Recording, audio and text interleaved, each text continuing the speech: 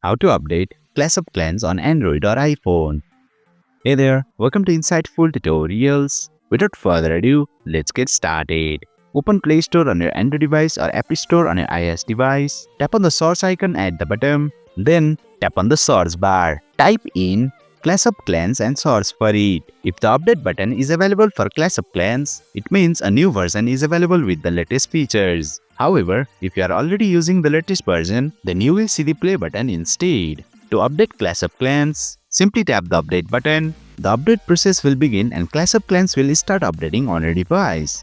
Please note that the installation may take some time depending on the update size and your internet speed. So please be patient. Once the update is complete, you will see the play button. You can tap on it to launch the updated app. And there you have it. You have successfully updated Clash of Clans on your mobile device. That's it for today's video. If you found this video insightful, please don't forget to hit the like button and make sure to subscribe to our channel for more insightful tutorials.